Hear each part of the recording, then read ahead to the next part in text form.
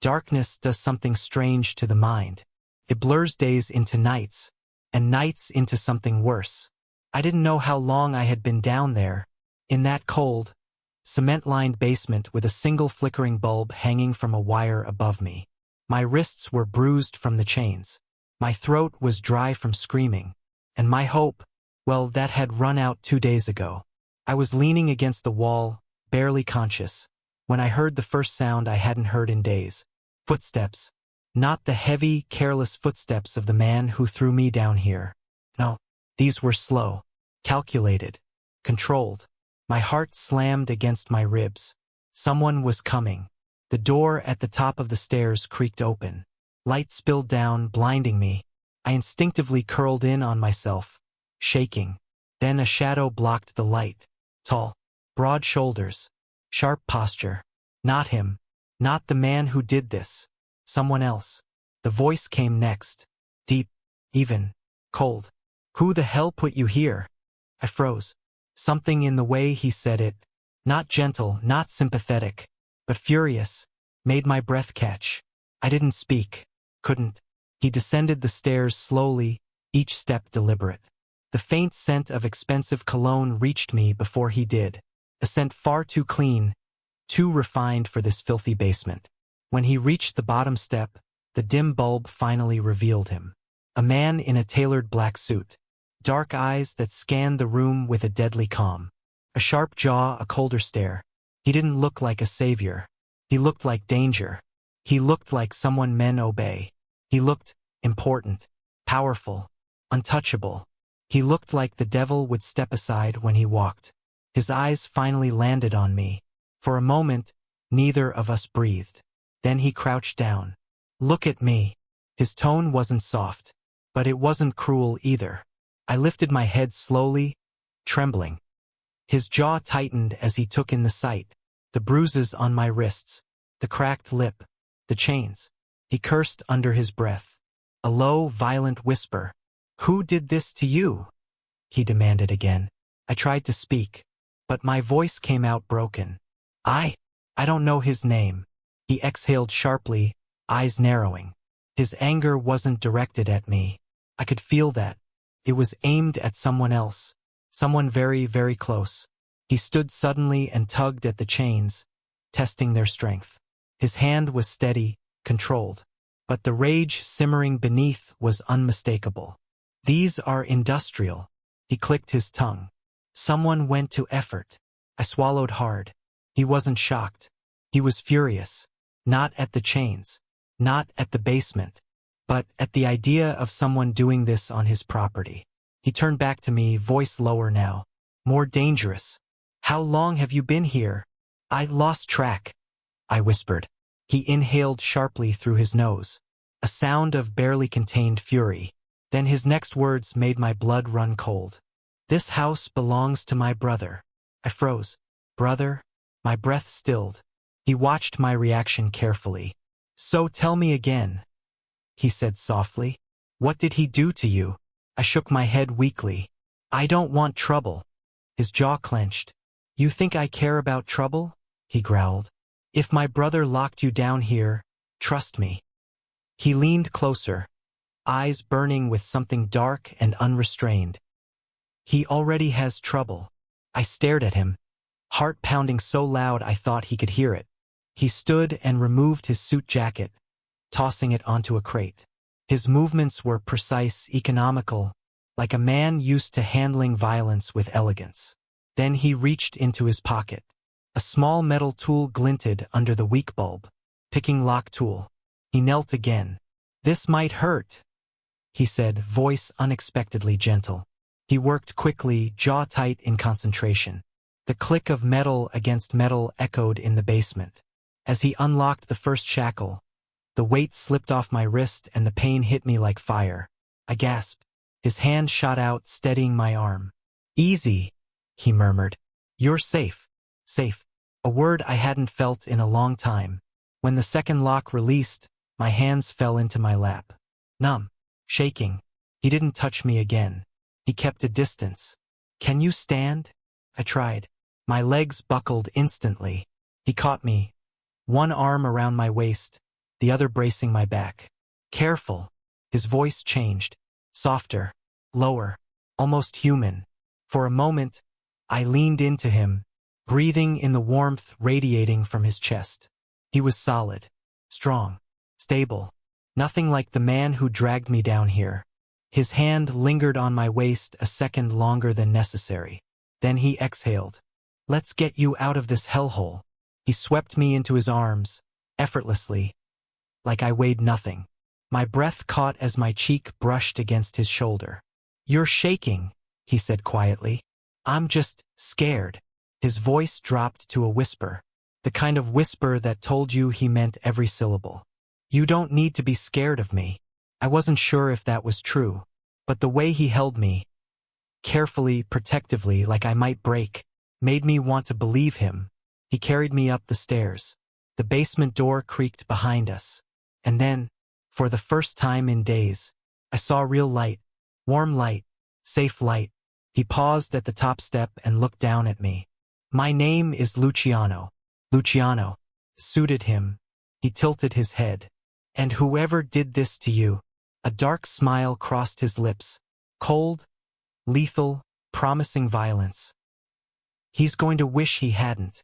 He pushed the door open, and the world I thought I had lost rushed back in. But when he stepped out carrying me in his arms, I realized something terrifying. I wasn't afraid of him. I was afraid of how safe he made me feel. The warmth of the house felt unreal. After days in a freezing basement, even the air felt different. Softer, cleaner, almost gentle. Luciano didn't put me down right away.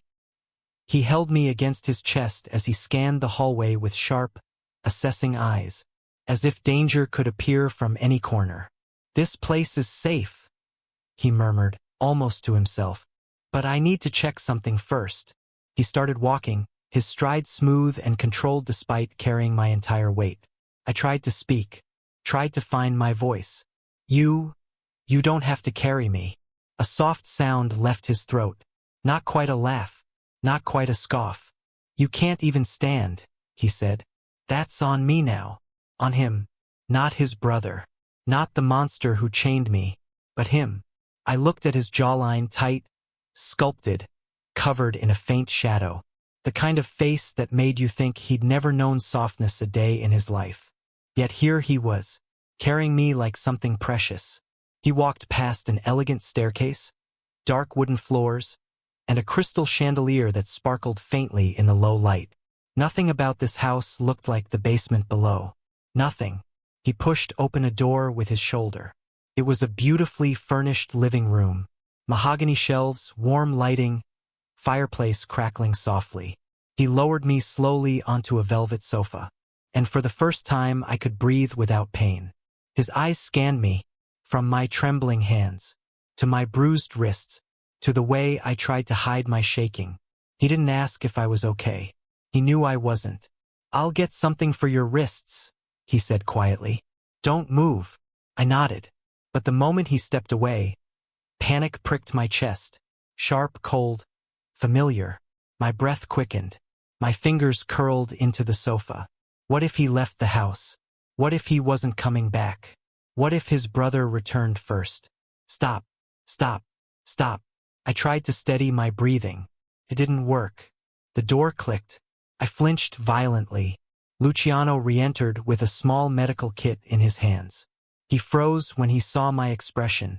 Shoulders tensed, eyes wide, body stiff like I was preparing for impact. His brows pulled together. Did someone hurt you when they came into a room? I swallowed. Yes. That one word changed the air instantly. Luciano's face darkened. His jaw clenched so tight a muscle twitched. He walked slowly toward me, not like he was approaching something fragile, but something terrified. He sat beside me, but left space. Enough that I didn't feel cornered. It's just me, he said quietly. No one else is coming. I nodded, but my hands wouldn't stop shaking. Luciano didn't touch me. Not yet. He opened the medical kit and gently placed it between us. Then he extended a hand. Not to grab mine, not to force anything, but simply placed it palm up, waiting, asking without words. May I? he said softly. My throat tightened. Yes. He moved closer but still slow, every inch deliberate, as if he was fighting the urge to move faster. He took my wrist gently, cradling it like something breakable. I flinched at even the slight pressure, and he immediately loosened his grip. Easy, he murmured. I've got you. He began cleaning the bruises. Every touch was controlled, precise, nothing like the rough hands that chained me downstairs. He wasn't used to this. I could tell. A mafia boss didn't tend to wounds. He created them, and yet here he was, disinfecting my cuts with hands that had probably held far deadlier things. What's your name? He asked quietly. I hesitated. Lena. His gaze lifted. Lena, he repeated, slowly as if tasting the name. Who brought you here? I felt my lungs tighten. I don't know his name, I whispered. He just grabbed me off the street. Said someone paid him to take me. Luciano paused. Paid him? I nodded. He wasn't surprised. He wasn't confused. He was furious. But not at me. At whoever orchestrated this. The man who locked you downstairs. His voice was low. Did you ever see his face? I swallowed, my pulse racing. I saw his eyes. A flash of memory hit. Dark hazel. Cruel. Calm in a way that made me sick. Luciano immediately stiffened. What color? He asked. Hazel. And his left eye had a scar above it. I didn't finish. Luciano's head snapped up. His entire body went still. His eyes, usually cold and unreadable, flared with something that sent a shiver down my spine. Recognition. Disgust. Hatred. That's him, he whispered. I frowned weakly. That's who? He exhaled. Slow. Ragged. My brother. The words landed like a punch. I froze. Bile rose in my throat. Your brother. He nodded once. A muscle in his jaw ticked violently. Adrian. Adrian. The man who chained me, starved me, hurt me, left me alone in the dark. Suddenly the way Luciano found me made terrible sense. Why would he do that? I whispered. Luciano leaned back slightly, rubbing a hand over his mouth. His voice dropped to something dangerously low. Because he thinks I care about nothing. He looked at me, really looked. But he was wrong. My heartbeat kicked up. Luciano leaned forward. He put you there to send me a message. What message? He met my eyes, dark, intense, burning. That he can take whatever he wants from me. I shivered. I'm not anything of yours. Luciano didn't blink. You are now. My breath hitched. He wasn't flirting. He wasn't claiming me. He was promising protection, declaring war, and staking a boundary his brother wouldn't dare cross. He leaned closer, voice low enough to vibrate through me. Adrian made the mistake of using you to get to me. His hand hovered near mine, not touching, just present. And now, I'll burn down every piece of him before I let him touch you again. My chest tightened, not with fear, with something far more dangerous. Hope. Outside, the wind howled against the windows. The house creaked. Shadows shifted. But inside this room, with him beside me, for the first time since I was taken, I didn't feel like prey. I felt seen, protected, claimed. And when he finally met my gaze fully, I understood something. Luciano wasn't afraid of Adrian. He wasn't afraid of the war this would start. He was only afraid of one thing, losing me before he could save me. Luciano didn't leave my side after that. Not for a second. Even as he closed the medical kit, even as he stood, even as he moved to lock the living room door, his eyes kept tracing back to me as if making sure I hadn't vanished, or broken, or shattered again. The lock clicked into place with a soft metallic snap. He turned toward me. Lena. Just my name. Quiet, steady, grounding. Can you drink something? My throat was painfully dry. I nodded. He didn't ask more. He left the room, only for a moment, then returned with a glass of water and a small towel. He walked slowly toward me and extended the glass. My hands shook so hard I didn't trust myself to take it. He noticed. He crouched again, he seemed to do that often, and held the glass to my lips. "Small sips," he said softly. The water hit my throat like fire at first, then relief. I coughed lightly. He pulled the glass back instantly. Too fast. His voice was low, almost, I don't know, gentle. "I'm okay," I whispered. He nodded and offered the towel next. "You're freezing." I took it and wrapped it around my hands. The tiny warmth felt like luxury. He sat across from me now, not beside me. Not too close. Not trapping. Not intimidating. Just there. Watching me with eyes that held storms. He finally spoke. "Tell me exactly what he did." The words were quiet. Too quiet. As if he was trying very, very hard not to explode. I swallowed. "He grabbed me off the sidewalk." I thought he was just asking for directions. And then, the memory flashed bright and brutal. I winced. Luciano's hands curled into fists against his knees. "He hit you?" he asked. The tone wasn't anger now. It was murder. "Yes," I whispered. He took a slow breath. Deep, controlled, but barely. "Did he touch you?" My chest tightened. My breath hitched. He understood immediately. "No," he said, voice dropping as if he feared he had cornered me. "You don't need to explain that. I'm asking only to know how much pain he needs to feel." A chill ran through me. Not fear. Something else. Something dark. Something protective. Something that felt like standing beside a wildfire and knowing it would burn down the world for you but never touch you. I shook my head. "He didn't, not like that." Luciano nodded once. "Good." A slow inhale. "That means I won't have to kill him slowly." My breath stopped. He wasn't joking. He wasn't exaggerating. He meant every syllable with deadly, terrifying clarity. "Luciano," I whispered. His eyes lifted, meeting mine. Something softened. He stood suddenly. "Come with me." My muscles tensed. "Where?" He extended a hand. Not grabbing, not pulling, just offering. "I'm showing you where you'll sleep." Sleep felt like a foreign word. I hesitated. He waited. Not a flicker of impatience. Slowly, I placed my hand in his. His fingers wrapped around mine, warm, firm, steady. He pulled me gently to my feet. My legs wobbled.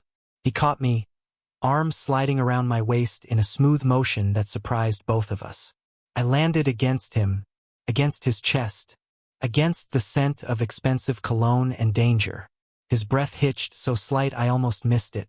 "You're all right," he murmured, supporting my weight. He walked with me through the hallway, his arms still around me, keeping me stable but not holding too tight. We passed a large window overlooking a long driveway. I froze. There was a car outside, parked, engine off, dark windows. Luciano followed my gaze. His entire body shifted, from warmth to ice, from calm to lethal. In one heartbeat, his hand tightened around mine. "Stay here," he said. "No softness now. No space. Just command. Not to dominate, but to protect." My voice shook. "Is it him?" Luciano didn't answer. He didn't need to. He walked to the window, tilted the blinds with 2 fingers and peered out. Then his jaw clenched. "It's not Adrian," he said. "But it's someone he sent." My stomach dropped. "What do they want?" Luciano turned to me. Eyes dark, intense, consuming. "You." Ice flooded my veins. "I won't let them get close," he continued. "But we're not safe in the hallway." He pulled me back into the living room, shut the door, and stepped in front of me like a shield. His voice dropped to a whisper. "Lena." I looked up. "You need to understand something," he said. "Adrian doesn't want to kill you." My breath stilled. "He wants to use you, as leverage, as a message, as a weapon." He stepped closer, close enough for me to feel the heat radiating off his body. "But you're not his weapon." His hand lifted toward my cheek, stopped, hovered, and then slowly lowered. "You're under my protection now." My heart pounded so loud it drowned out everything else. A soft noise came from outside, a car door closing. I flinched. Luciano reacted instantly. He placed a hand at the small of my back and pulled me behind him. "Stay here," he murmured. "I won't let them touch you." Another sound, footsteps on gravel. Luciano pulled out his gun. Slowly, steadily, no fear, just purpose. He leaned close enough for his breath to brush my ear. "Don't move." My breath shook. "But what if something happens to you?" His eyes softened. "Nothing will," he whispered, "because I have something to protect now." Before I could speak, before I could ask what that meant, someone knocked at the front door. 3 slow knocks. Luciano's entire body went still. His hand brushed mine as he moved toward the door. A silent reassurance. A silent promise. I squeezed his fingers. He squeezed back. Then he stepped forward. He opened the door. And the world shifted. A man stood on the porch. Tall. Smirking. Eerily familiar hazel eyes. My blood ran cold. Adrian. But not the Adrian who chained me. No. This one wore charm like a mask. Casual confidence in every line of his body. He gave Luciano a slow, taunting smile. "Big brother," he said. "You found my little surprise." Luciano didn't respond. He didn't breathe. He stood like a storm ready to break. Adrian leaned slightly to the side, just enough to look past him. And his smile widened when he saw me. "There she is," he murmured. "Miss Basement Girl." My entire body trembled. Luciano lifted the gun and pointed it directly at his brother's chest. "Say her name," he growled, "and I'll pull the trigger." Adrian's expression shifted into something darker, something colder, something that promised this was only the beginning. Adrian's smirk didn't fade. Not when Luciano pointed a gun at his chest. Not when the silence thickened until the air felt like glass. He just tilted his head, eyes glinting with something poisonous. "Is that how we greet family now?" His gaze slid toward me. "For a girl you don't even know?" I flinched. Luciano didn't. He didn't lower the gun. Didn't blink. Didn't breathe. His voice, when it came, was low and carved from ice. "She's not your business." Adrian laughed softly. "Everything you touch becomes my business." Luciano stepped forward, the muzzle of his gun pressing into Adrian's tailored jacket. "Touch her again." Each word was a threat dripping in cold fire. "And I'll bury you under your own house." Adrian's smile widened. "You think this is about her?" He glanced at me. Slow, deliberate, like I was a toy someone had misplaced. "You really think I dragged her into the basement because I care about her?" Luciano's grip tightened. "Don't you dare." Adrian cut him off. "She's leverage." A cold wave washed over me. "She's not leverage," Luciano growled. "She's." His jaw snapped shut. He caught himself. But Adrian noticed. Of course he noticed. "Oh." The younger brother's smile turned feral. Did big, cold Luciano actually grow feelings? Luciano's breathing darkened. His eyes narrowed.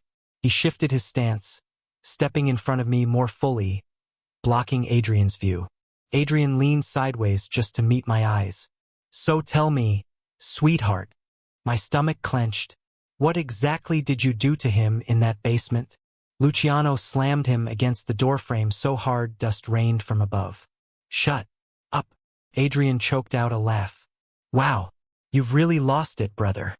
"Get out," Luciano hissed. "No." Adrian straightened, adjusting his collar where Luciano had wrinkled it. Then he smiled, calm, confident, deadly. "I came to collect what's mine." My blood iced. "No." Luciano's voice shook. Not from fear, but from a barely contained explosion.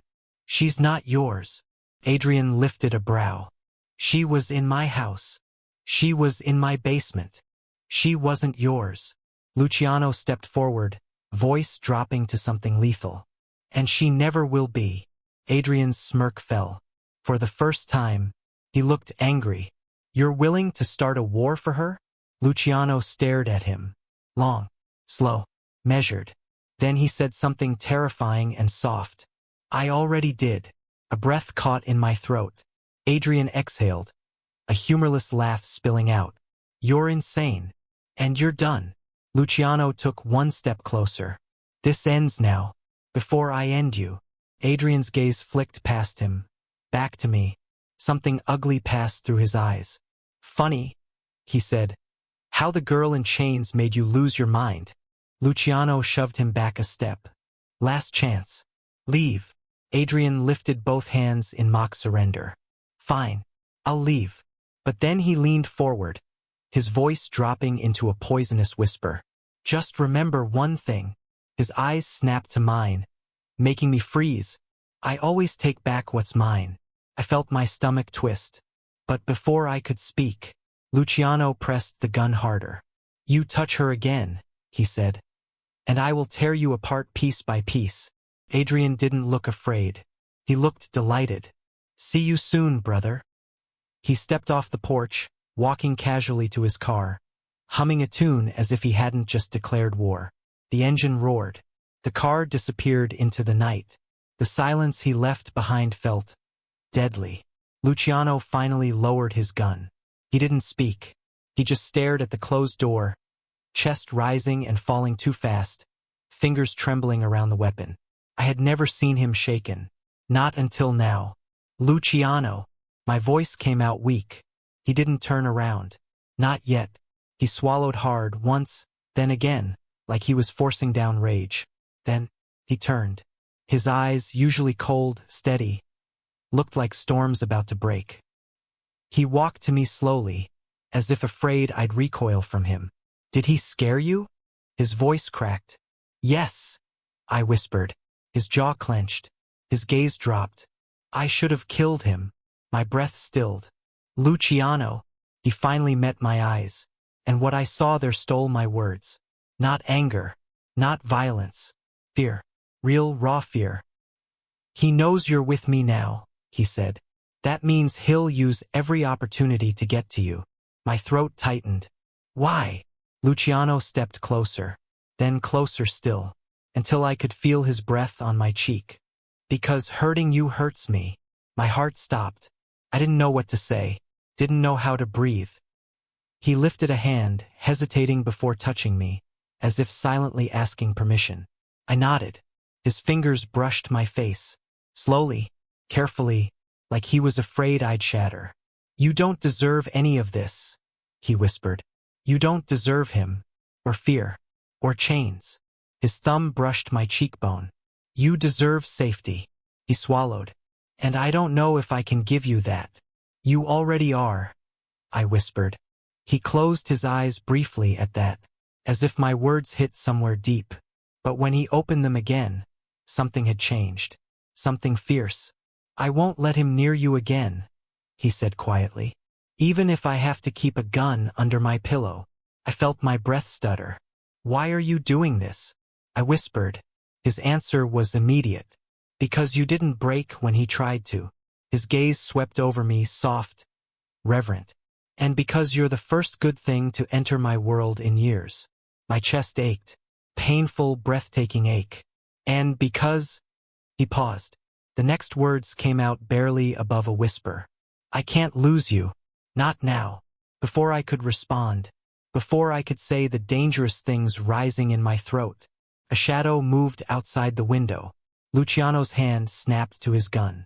His voice turned into a cold whisper. He's not alone tonight. My blood froze. Luciano stepped in front of me again. Lena, he breathed. Whatever happens, stay behind me. A second later, a rock shattered the window, and someone's voice screamed from outside. Luciano, hand her over. His eyes went black with rage. He wrapped an arm around me, pulling me into his chest. You're safe, he whispered. Then he lifted the gun. And I'm done hiding. Glass rained across the floor.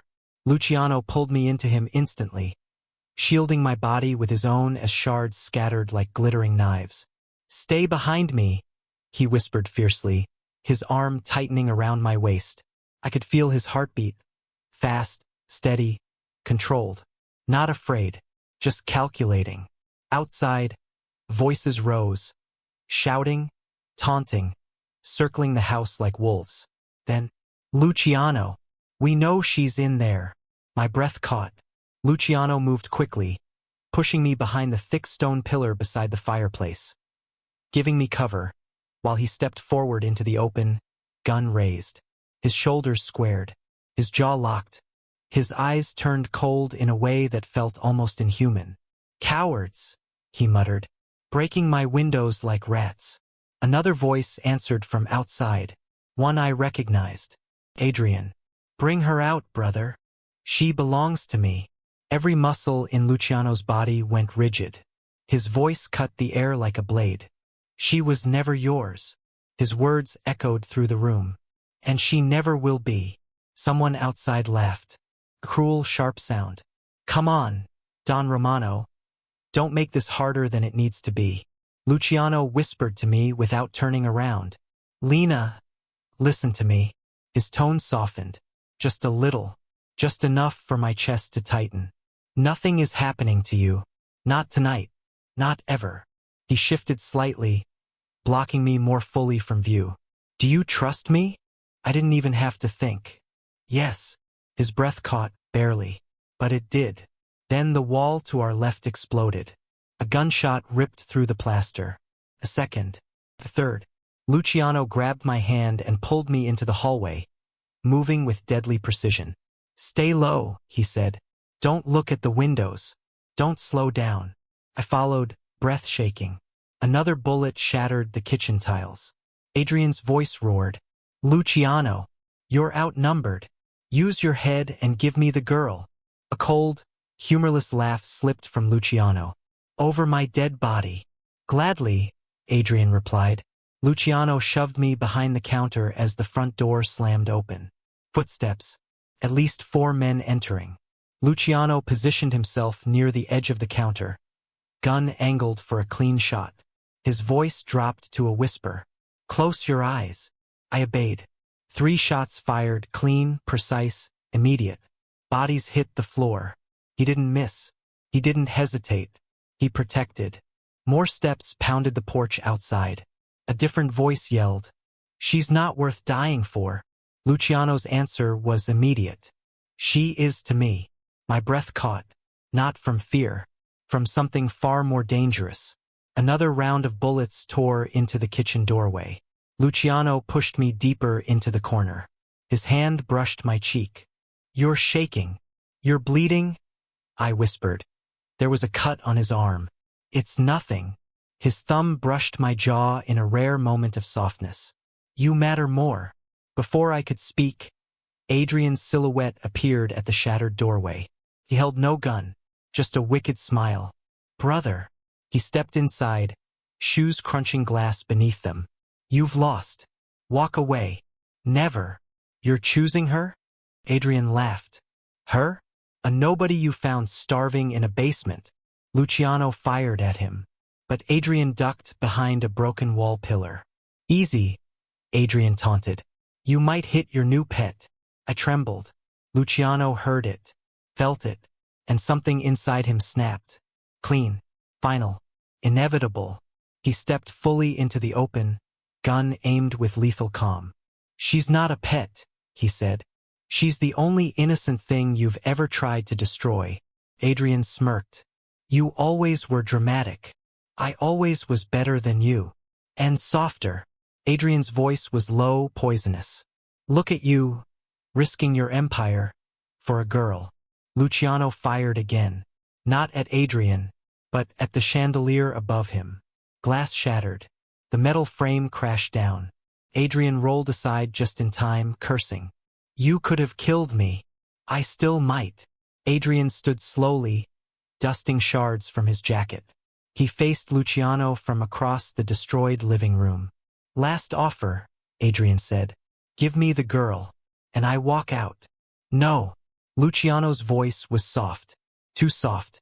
The softness that comes right before a man ends something. Adrian sighed dramatically. "Then I'll take her over your dead body." Luciano didn't blink, didn't breathe. His answer was a whisper that felt like thunder. "You won't touch her. You think you can stop me? I know I can." Adrian took 1 step forward. Luciano moved like lightning, throwing his gun aside, grabbing Adrian by the collar. slamming him into the kitchen wall so hard the plaster cracked. "You locked her in chains," Luciano roared, his voice shaking the room. "You starved her." Adrian spat blood. "And I'll do it again." Luciano punched him. Once, twice. A third blow sent Adrian to the floor, coughing, laughing, bleeding. "You're pathetic," Adrian whispered. "Look at you, fighting for her like she's worth something." Luciano's chest heaved. His eyes burned. "She is." Adrian smirked. "Then you really are lost." Luciano knelt, fist tightening in Adrian's shirt. "If protecting her makes me lost."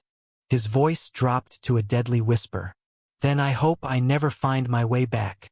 Before Adrian could answer, a gunshot echoed. Not from Adrian. From one of his men hiding near the doorway. The bullet tore into Luciano's side. I screamed. "Luciano!" He staggered, one hand clutching his torso, but he didn't fall. He grabbed Adrian and used him as a shield, pulling him up and pushing him between himself and the gunman. The shooter froze. "Drop it," Luciano growled. The man hesitated.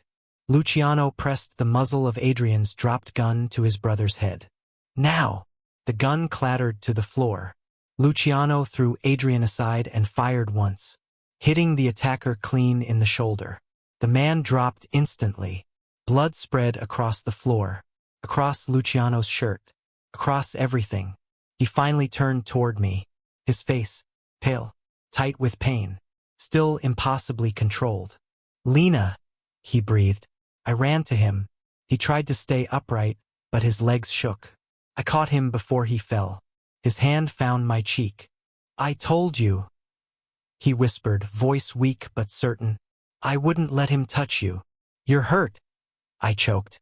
He exhaled slowly, forehead pressing to mine. "I'd rather bleed than lose you." Tears pooled in my eyes. He lifted a trembling hand, wiping them away. "Don't cry," he whispered. "Not for him. Not for tonight." My hands shook as I held his face. "Luciano." His eyes softened, darkening with something deep and devastating. "Lena," he said, voice breaking for the first time. "I'd die for you." Luciano's weight collapsed into my arms. Not fully. He fought it, refusing to fall. But I felt it. The heaviness. The loss of strength. The pain he was desperately trying to hide from me. Blood soaked his shirt, warm against my hands.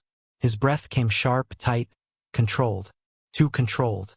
"Luciano, sit down," I whispered, panic flooding my chest.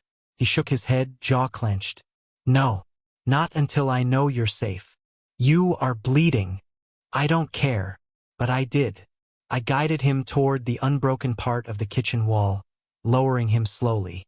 He winced, barely, but I saw it.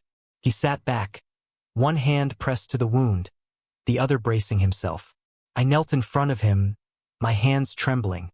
Blood coated his fingers, his suit, the tile, and still, his eyes searched only for mine. "Are you hurt?" he asked, voice rough. "Me?" My throat twisted. "You're the one bleeding." That wasn't the question. My breath shook. "No, I'm not hurt." Relief flooded his eyes in a way that hurt to look at. "Good," he whispered. His body sagged slightly, exhaustion creeping past the walls of control he normally kept locked tight. Blood dripped through his fingers. "Luciano, please," I begged. "I need to help you. Let me." His gaze softened, the dangerous edges melting into something raw.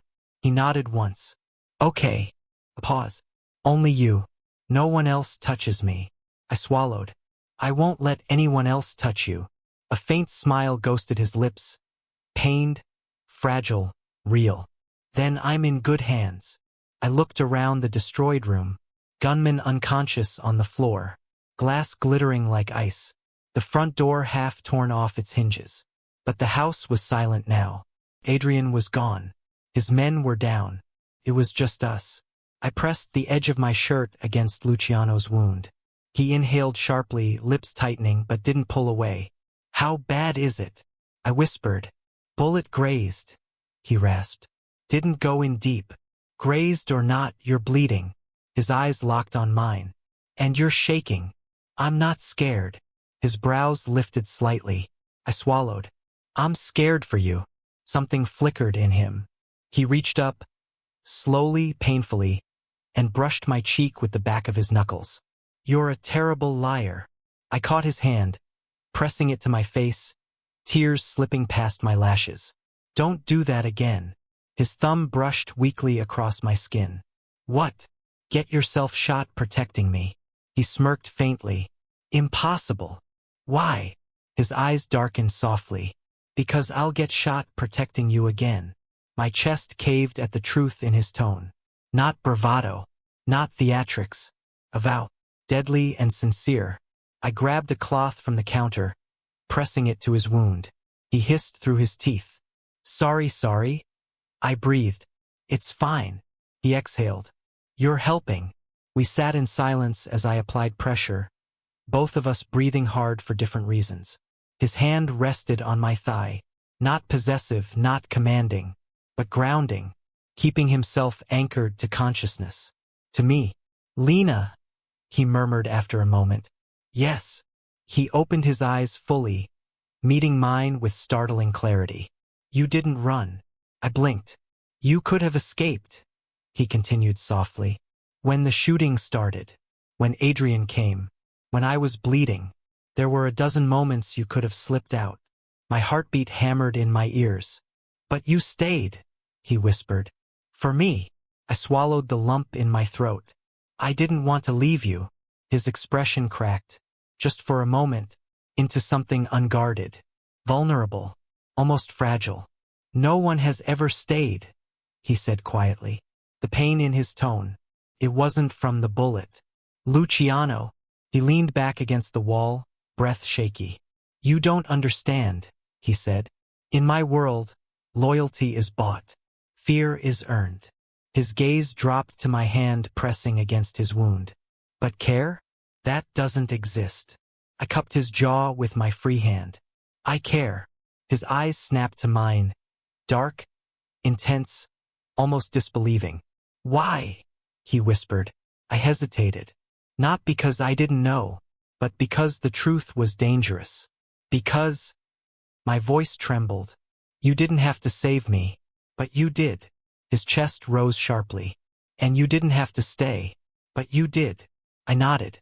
He stared at me as if memorizing every line of my face. Then he said it, soft, broken, real. Lena, you matter more than you think. My breath hitched. Before I could respond, he reached forward and pulled me gently into him, one arm slipping around my waist, the other still pressed to his side. He rested his forehead against my shoulder. Don't leave, he whispered. Not tonight. I won't. I whispered into his hair. He exhaled, a trembling, relieved breath. Lightning flashed outside the broken window. Thunder rolled in the distance. Rain began tapping softly on the roof. We stayed like that, me holding a wounded mafia boss in my arms, and him holding on to me like I was the only thing keeping him tethered. After a long moment, he spoke again. I need to move you, he murmured. They'll come back for you. My throat tightened. But you're hurt. I'm fine, he lied. His legs wobbled as he tried to stand. I grabbed him. He didn't let go. He leaned his weight into me but kept his body between mine and every window, every door, every possible angle of danger. Even wounded, he protected. We reached the hallway. Then he stopped. He turned to me, eyes soft, voice low. Lena, he whispered. If you stay, it means something. My breath stilled. It means you choose my side. A pause. It means you choose me. My heart pounded. Do you? The storm outside echoed the one inside me. I stepped closer. Close enough my hands rested on his chest. Close enough his breath brushed my lips. Yes, I whispered. I choose you. His eyes closed for a long, shaking second, like he'd been waiting to hear those words all his life. When he opened them again, everything changed. His hand slid to the back of my neck. Slow, gentle, careful. Then I won't let anything take you from me, he murmured. Not his brother. Not his enemies. not the world. Behind us, a distant car engine growled. Luciano's expression hardened instantly. His hand tightened protectively around mine. They're coming back. He pulled me close. Pain forgotten, fear eclipsed, resolve burning in his eyes like fire. This time, he whispered, I'm ready.